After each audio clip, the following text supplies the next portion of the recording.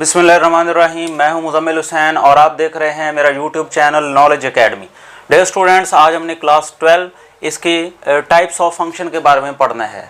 इसकी जो टाइप्स हैं उसको हम डिस्कस करेंगे और विद एग्जांपल्स करेंगे। तो हमारे पास सबसे पहली जो टाइप है वो अलजेब्राइक फंक्शंस हैं। अलजेब्राइक फंक्शंस क्या होते हैं? Algebraic functions are those functions which are defined by algebraic expressions. ऐसे हमारे पास फंक्शंस जो अलजेब्राइक एक्सप्रेशंस की मदद से डिस्क्राइब किए जाते हैं, डिफाइन किए जाते हैं, उन्हें कहा जाता है अलजेब्राइक फंक्शन। बहुत सारे स्टूडेंट्स ये पूछते हैं कि अलजेब्राइक एक्सप्रेशन क्या होता है। जब आप वेरिएबल्स या नंबर्स को यानी कॉन्स्टेंट्स को आप अलजेब्राइक फैक्टर्स की मदद से, मतलब प्लस माइनस अंडर रूट वगैरह, इसकी मदद से आप जोड़ कर लिख देते हैं। सपोज आप इस तरह से लिख देते हैं x² + 5x + 2, तो ये एक अलजेब्राइक एक्सप्रेशन है। इसको इज इक्वल टू 0 कर दें तो जब भी ये अलजेब्राइक एक्सप्रेशन है और साथ साथ इक्वेशन भी बन गई। तो इस तरह के फंक्शंस क्या कहलाते हैं? अलजेब्राइक फंक्शंस कहलाते हैं। इसमें आगे डिफरेंट टाइप्स हैं। इसमें हम देखेंगे सबसे पहले पॉलिनोमियल फंक्शन। पॉलिनोमियल फंक्शन ऐसा अलजेब्राइक फंक्शन होता है जिसकी ये वाली फॉर्म होती है। इस फॉर्म का जो फंक्शन होता है वो हमारे पास पॉलिनोमियल फंक्शन होता है। आप देख सकते हैं an x raised to power n, an - 1 x raised to power n - 1 and up to so on, और लास्ट हमारे पास है कांस्टेंट। अब काफ़ी जो है वो कन्फ्यूजन हो गई है कि ये पता नहीं क्या चीज़ लिखी हुई है, तो परेशान नहीं होना है, अभी आपको इसकी समझ आ जाएगी। an -1 an -2 एंड a0, ये हमारे पास कोई भी रियल नंबर्स हैं। रियल नंबर्स की डेफिनेशन हम कर चुके हैं। तमाम नंबर्स, कम्प्लेक्स नंबर्स के अलावा सारे रियल नंबर होते हैं। तो ये बेसिकली कोफिशिएंट्स हैं। अगर आप वेरिएबल के साथ जो नंबर मल्टीप्लाई होता है उसको देखें तो वो कोफिशिएंट होता है। तो यहाँ पर ये सारे कोफिशिएंट्स हैं। तो हमारे पास यहाँ पर अगर आप चेक कर लें तो 1 है, ये 5 है, ये 2 है। यही आपके पास a2 आ जाएगा, ये a1, ये a0 आ जाएगा। तो ये कोई परेशानी वाली बात नहीं है। इसके बाद x की जगह पर कोई भी वेरिएबल हो सकता है। n उसकी पावर है, n - 1, पावर कम होती चली जा रही है।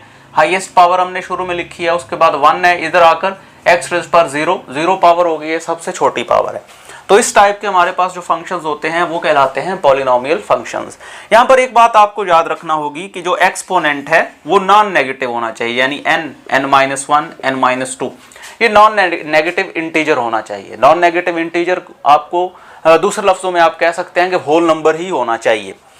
तो जिसकी एग्जांपल भी यहाँ पर की गई है, p of x = 2x raised to power 4 - 3x raised to power 3 2x - 1। तो आप देख सकते हैं जो हमारे पास एक्सपोनेंट है 4, 3 एंड 1, ये हमारे पास पॉजिटिव इंटीजर्स हैं। तो ऐसे फंक्शन को क्या कहा जाता है? पॉलिनोमियल फंक्शन कहा जाता है। अब पॉलिनोमियल की भी यही डेफिनेशन बनती है। लीनियर फंक्शन, अगर आप इस पॉलिनोमियल फंक्शन की डिग्री 1 ले लें, यानी जो हाईएस्ट पावर है, जो वेरिएबल की हाईएस्ट पावर है, उसे डिग्री कहा जाता है। वो अगर आपके पास 1 होगी तो हमारे पास वही जो पॉलिनोमियल फंक्शन है वो लीनियर फंक्शन होगा। If the degree of polynomial function is 1 then it is called a linear function. इसकी जो टाइप है, जो इसकी स्टैंडर्ड फॉर्म है, वो कुछ इस फॉर्म की होनी चाहिए। f of x = ax + b। Definitely a is not equal to 0 होगा। अगर a इज इक्वल टू 0 हो जाएगा तो ये तो कांस्टेंट आ जाएगा, वेरिएबल ही खत्म हो जाएगा, तो वो हमारे पास लीनियर फंक्शन नहीं रहेगा। तो इसकी ये एग्जांपल है, f of x = 3x + 4। आप देख सकते हैं इसमें x की जो हाईएस्ट पावर है वो 1 है। तो ऐसे फंक्शन को क्या कहा जाता है? Linear function. या y = 5x + 9 टाइप है। नेक्स्ट हमारे पास है आइडेंटिटी फंक्शन। आइडेंटिटी फंक्शन भी एक अलजेब्राइक फंक्शन होता है। ऐसा अलजेब्राइक फंक्शन होता है जिसमें हमारे पास जो डोमेन और रेंज है वो एक ही सेट होता है। इसकी यहाँ पर डेफिनेशन है, जो फॉर्मल डेफिनेशन है वो कुछ इस तरह से हम करेंगे। कोई भी आपके पास सेट x हो तो ऐसा फंक्शन i इसका नाम है फंक्शन का, x to x, यानी डोमेन भी x है और रेंज भी x है, of the form i of x = x, इस फॉर्म का हो। तो आप चेक कर सकते हैं कि ये हमारे पास जो वैल्यू है ये आ जाएगी डोमेन। x की यहाँ जो वैल्यू पुट करते हैं डोमेन होती है, जो हमारा रिजल्ट आता है वो रेंज होती है। तो यहाँ आप देख सकते हो ये दोनों सेम है। x की जो भी आप वैल्यू लेंगे, यहाँ भी अगर 1 पुट करेंगे तो यहाँ 1 रिजल्ट आएगा, यहाँ 2 करेंगे यहाँ 2 रिजल्ट आएगा। इसके यहाँ पर एक्सप्लेनेशन भी है। i of 1, x की जगह पर 1 पुट किया है तो रिजल्ट भी हमारे पास 1 आया, x को 2 पुट किया, रिजल्ट भी 2 आया। यानी जो डोमेन है और जो रेंज है वो सेट x ही है हमारे पास itself. It's domain and range is the set of x। तो ये सेट x ही इसकी डोमेन और रेंज है। तो ऐसा फंक्शन जिसकी डोमेन और रेंज एक ही सेट हो वो हमारे पास कहलाता है आइडेंटिटी फंक्शन। नेक्स्ट हमारे पास अलजेब्राइक फंक्शन की जो टाइप है वो है कांस्टेंट फंक्शन। कांस्टेंट फंक्शन सी, इसको हमने यहाँ पर रिप्रेजेंट किया सी से x टू y, x और y कोई भी आपके पास दो नॉन एम्प्टी सेट हो सकते हैं। इसको कुछ इस तरह से डिफाइन किया गया, c of x is equal to a, c of x is equal to a, where a is a constant. ये हमारे पास क्या है, कांस्टेंट कोई भी नंबर हो सकता है, 2 3 4 5 -1 कुछ भी हो सकते हैं, एनी रियल नंबर हो सकता है। फॉर ऑल, ये लैंग्वेज होती है मैथ की, यहाँ पर आप बताना जरूरी है। For all x belongs to capital X, यानी जो हम यहाँ पर x लेंगे इट मींस जो हमारी डोमेन होगी वो आपके पास कैपिटल X से बिलोंग करेगी। ये देखिए x टू y है, तो पिछले हम टॉपिक में कर चुके हैं। जो पहले सेट होता है वो डोमेन होती है जिसपे वो तमाम वैल्यूज डिफाइंड होती हैं, और y जो है ये आपके पास यानी जो बाद में वैल्यूज आती हैं, जो रिजल्ट हमारे पास आते हैं वो क्या होते हैं, रेंज होते हैं। तो x belongs to capital X, यानी इसकी जो डोमेन है या x की वैल्यूज वो डोमेन है वो हमने लेनी है कैपिटल X सेट से, और जो रेंज है जो a की वैल्यू है वो हमने लेनी है कैपिटल Y सेट से, Y सेट से हमने लेनी है। इसके यहाँ पर एक एग्जांपल जो है ये आपके सामने है, c of 1 is equal to 2। मैंने ये 1 जो है ये कैपिटल X सेट से लिया है और 2 जो है ये कैपिटल Y से बिलोंग कर रहा है। 2 एक हमारे पास कांस्टेंट है। अब आप चेक कर सकते हैं कि यहाँ x को मैंने रिप्लेस किया 1 से और जो a है उसकी वैल्यू मैंने ली है 2। तो इसको कुछ इस तरह से हम कर लेते हैं, x के लिए हम एक सेट ले लेते हैं 1 2 3, और y जो है ये आपके पास है ओनली 2। ये हम कुछ इस तरह से कर लेते हैं। तो अब आप देख सकते हो कि x की वैल्यू यहाँ पर, तो आप चेक करें x यहाँ वैल्यू आप रिप्लेस करेंगे, इधर तो x है ही नहीं, ये तो सिंपल कांस्टेंट है, तो x की वैल्यू यहाँ पर चेंज होगी लेकिन a जो है वो 2 ही रहेगा। यहाँ पर अगर आप x की वैल्यू यहाँ पर 2 रिप्लेस करेंगे, इधर कोई फर्क नहीं पड़ने वाला, ये तो a है, इधर x होगा तो रिप्लेस करेंगे, यहाँ पर x वेरिएबल है ही नहीं, ये 2 ही रहेगा, 3 पे भी 2 ही रहेगा। यानी आप डोमेन की जो भी वैल्यू लेंगे इसका जो रिजल्ट है वो 2 ही रहेगा। इट मींस इसका जो इमेज है वो एक कांस्टेंट नंबर है। तो ऐसे फंक्शन को कहा जाता है कांस्टेंट फंक्शन। नेक्स्ट हमारे पास है रैशनल फंक्शन। रैशनल जिस तरह से नंबर्स होते हैं जो p ओवर q की फॉर्म में होते हैं, यहाँ पर हमने डिफाइन करना है रैशनल फंक्शन। तो ऐसे फंक्शंस होते हैं जो p of x over q of x की फॉर्म में होते हैं, p of x over q of x, यानी फ्रैक्शन की फॉर्म में होते हैं, कसर की शक्ल में होते हैं, बटे में लिखे जा सकते हैं। लेकिन यहाँ पर ये कंडीशन है कि p ऑफ x और q ऑफ x यानी न्यूमरेटर और डिनोमिनेटर दोनों क्या होनी चाहिए, पॉलिनोमियल्स होनी चाहिए। पॉलिनोमियल्स की बात हम कर चुके हैं। ऐसा अलजेब्राइक एक्सप्रेशन होता है जिस तरह इधर भी हमने किया था, जिसके तमाम जो वेरिएबल्स होते हैं उनकी पावर पॉजिटिव इंटीजर होती है। तो आपके पास कोई भी हो सकता है रैशनल फंक्शन, उसमें ये कंडीशन फुलफिल होनी चाहिए कि p ऑफ x और q ऑफ x पॉलिनोमियल्स होनी चाहिए और q of x is not equal to 0 होनी चाहिए। q ऑफ x जिस तरह से हमने रैशनल नंबर में पढ़ा था कि डिनोमिनेटर 0 नहीं होना चाहिए, तो ये हमारे पास q ऑफ x है, ये 0 नहीं होना चाहिए। इसकी यहाँ पर एग्जाम्पल ये दी गई है, f of x is equal to 2x plus 5 over 3x plus 9। आप चेक कर सकते हैं, ये भी एक हमारे पास पॉलिनोमियल है, p ऑफ x से नाम दे रहे हैं, और ये भी हमारे पास एक पॉलिनोमियल है, यानी इसमें x की जो पावर है वो नॉन नेगेटिव इंटीजर है, पॉजिटिव है। यानी बात समझ में आ गई। तो ये हमारे पास थी फर्स्ट टाइप अलजेब्राइक फंक्शन, और उसकी आगे मजीद टाइप्स थी 5, बाकी इंशाल्लाह नेक्स्ट अभी हम करेंगे। हाँ जी, अब हमारे पास है इसकी सेकंड टाइप ट्रिग्नोमेट्रिक फंक्शंस। जिस तरह से आपको नजर आ रहा है ट्रिग्नोमेट्रिक रेशियोज जो हैं वो भी हमारे पास ट्रिग्नोमेट्रिक फंक्शंस ही होते हैं। y is equal to sine x, y is equal to cos x and tan secant cosecant secant and cot. तो ये हमारे पास ट्रिग्नोमेट्रिक रेशियोज के जो फंक्शन होते हैं वो ट्रिग्नोमेट्रिक फंक्शंस कहलाते हैं। नेक्स्ट हमारे पास इनवर्स ट्रिग्नोमेट्रिक फंक्शन है। इनवर्स, अगर आप इन्हीं का इनवर्स ले लें, y is equal to sine inverse of x if and only if, ये कंडीशन है, x is equal to sine y। इसी तरह से ये कॉज के लिए है, ये हमारे पास टेंजेंट के लिए है, और ये इनकी कंडीशंस हैं। बाकी इतने इंपॉर्टेंट नहीं है, बाकी जो 3 हैं उनके इनवर्स कमोबेश यूज़ किए जाते हैं। इवन के हमारे जो कैलकुलेटर हैं वो भी सम टाइम उनको कैलकुलेट नहीं करते, तो वो हम यहाँ पर नहीं डिस्कस करने वाले। इसके बाद एक्सपोनेंशियल फंक्शन है। एक्सपोनेंशियल फंक्शन ऐसे फंक्शन होते हैं जिसमें जो वेरिएबल है वो एक्सपोनेंट के तौर पर आ रहा हो, तो वो exponential function. A function in which the variable appears as exponent यानी पावर के तौर पर आ रहा हो, y is equal to e raise to power ax। आप देख सकते हैं जो x इंडिपेंडेंट वेरिएबल है वो एज अ पावर आ रहा है, एक्सपोनेंट के तौर पर आ रहा है, y is equal to 2 raise to power x।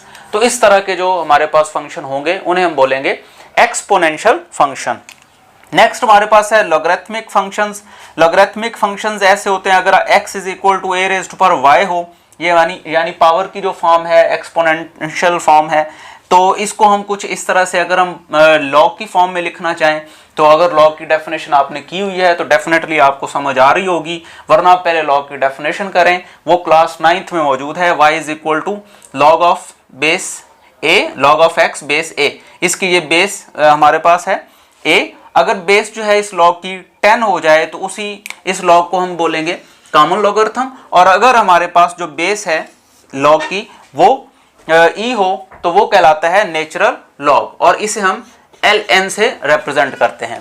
Next हमारे पास है हाइपरबॉलिक फंक्शंस। हाइपरबॉलिक फंक्शंस जिस तरह से आपको नजर भी आ रहा है, साइन हाइपरबॉलिक फंक्शन है ये हमारे पास, हाइपरबॉलिक साइन इसे रीड करेंगे 1/2 e raise to power x minus e raise to power minus x. Similarly hyperbolic cos function है, और रिमेनिंग जो है टेंजेंट हाइपरबॉलिक और बाकी जो हैं वो इनसे ड्राइव किए गए हैं, वो आप अपनी बुक से इजीली जो है वो रीड कर सकते हैं। इनके ये फार्मूले हैं, ये आपको मेमोराइज करने हैं, ये याद करने हैं।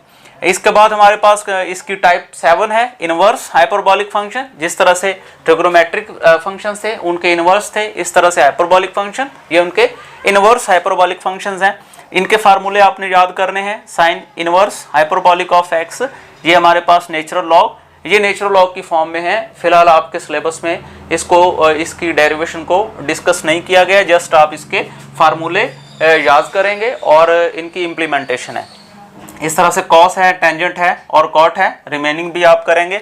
एक्सप्लिसिट फंक्शन, एक्सप्लिसिट फंक्शन ये हमने यूज भी करने हैं, आगे एक्सरसाइज में भी आएगा, तो इसको आपने अच्छी तरह से समझ लेना है। एक्सप्लिसिट फंक्शन ऐसा फंक्शन होता है जिसमें y यानी डिपेंडेंट वेरिएबल, y से मुराद है डिपेंडेंट वेरिएबल को आप जो है वो एक्सप्रेस कर सकते हैं इन टर्म्स ऑफ इंडिपेंडेंट वेरिएबल, यानी वो सेपरेट हो सकता है। जिस तरह आप देख सकते हैं y यहाँ पर अलग से मौजूद है, इसको हम as an independent variable express easily कर सकते हैं, तो ये आपस में मिक्सड अप नहीं है। इसकी अगली जो फॉर्म है वो इम्प्लिसिट फंक्शन होगी, उसका भी आपको आइडिया हो जाएगा, फिर आप इजीली इनको डिफरेंशिएट कर सकेंगे। तो एक्सप्लिसिट फंक्शन ऐसे होते हैं जिसमें y को हम easily in terms of independent variable express कर सकते हैं।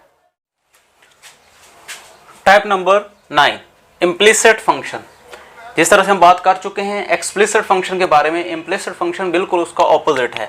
इम्प्लिसिट फंक्शन क्या होते हैं? इफ एक्स एंड वाई यानी डिपेंडेंट, इंडिपेंडेंट और dependent variable are so mixed, आपस में इस तरह से मिले हुए हैं that and y can not be expressed in terms of independent variable, कि आप y को इंडिपेंडेंट वेरिएबल के हिसाब से बयान नहीं कर सकते। तो ऐसी टाइप जो हमारे पास फंक्शन की होगी वो होगी इम्प्लिसिट फंक्शन। जिस तरह से आप देख सकते हो x square plus x y plus y square is equal to 2, इसमें हम इजीली y को सेपरेट नहीं कर सकते, और यानी इंडिपेंडेंट वेरिएबल को और डिपेंडेंट वेरिएबल को इजीली सेपरेट नहीं कर सकते, तो ऐसे फंक्शंस कहलाते हैं इम्प्लिसिट फंक्शंस।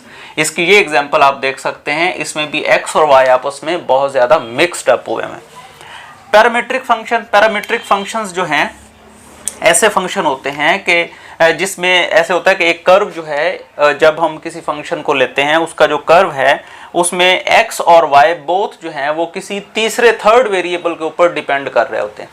जो हमारे पास फंक्शन में इंडिपेंडेंट और डिपेंडेंट वेरिएबल हैं वो किसी तीसरे वेरिएबल जो कि t या थीटा वगैरह हो सकता है उस पर डिपेंड कर रहे होते हैं, जिसको हम यानी t और थीटा को हम पैरामीटर बोलते हैं। और ऐसे फंक्शंस क्या कहलाते हैं? पैरामीट्रिक फंक्शन कहलाते हैं, जिनको हम कुछ इस फॉर्म में रिप्रेजेंट कर सकते हैं कि x is equal to f of t, y is equal to also g of t, यानी x भी t पे डिपेंड कर रहा है और y भी t पे डिपेंड कर रहा है। तो हमारे दोनों वेरिएबल्स जो हैं वो t पे डिपेंड, एक थर्ड वेरिएबल पे डिपेंड कर रहे हैं। इस तरह के जो फंक्शंस होते हैं उन्हें कहा जाता है पैरामीट्रिक फंक्शंस, और ये जो हमारे पास इक्वेशंस इस टाइप की होती हैं उन्हें कहा जाता है पैरामीट्रिक इक्वेशंस। नेक्स्ट हमारे पास इंपॉर्टेंट 2 टाइप्स हैं, even function and odd function. इसकी एप्लीकेशन भी हमने करनी है एक्सरसाइज के अंदर। इवन फंक्शन क्या होता है? A function is said to be, कोई भी function f is said to be even function, उसे इवन कहा जा सकता है अगर आप उसमें नेगेटिव x यानी जो इंडिपेंडेंट वेरिएबल है उसकी वैल्यू को नेगेटिव से रिप्लेस कर दें और उसमें कोई चेंज ना आए, यानी वो फंक्शन एनी चेंज के बगैर रहे, उसमें कोई भी तब्दीली ना आए, तो उस फंक्शन को हम बोलते हैं इवन फंक्शन। जिस तरह से एक फंक्शन की यहाँ पर एग्जांपल दी हुई है f of x is equal to x square, तो हम यहाँ पर क्या करने वाले हैं, x को हमने माइनस एक्स से रिप्लेस करना है।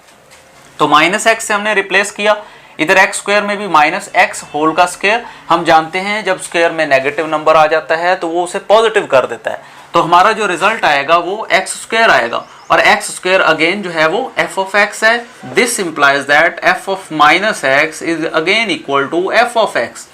सच type of functions are known as even function. Next odd function बिल्कुल इसका ऑपोजिट है जो हम इवन फंक्शन में पढ़ चुके हैं।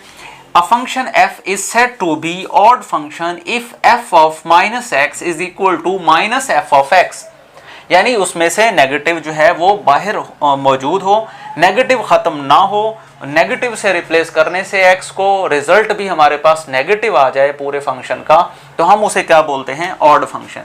इसकी एग्जांपल आपके सामने है f of x is equal to x cube. अब x को हमने रिप्लेस किया है माइनस एक्स से, तो इधर भी हमने माइनस एक्स पुट किया, क्यूब है तो definitely minus x cube result आएगा, और ये चीज हमारे पास अगेन f ऑफ x है, नेगेटिव बाहर आ चुका है और ये f of x। This implies that minus f of minus x is equal to minus f of x। Such type of functions are known as odd functions. तो ये था हमारा जो टॉपिक है वो टाइप्स ऑफ फंक्शन के बारे में, ताकि आगे चलकर जब हम पढ़ें तो हमें पहचान हो कि हम किस फंक्शन को डिस्कस कर रहे हैं। ये पहचान के लिए आज का आपका लेक्चर था।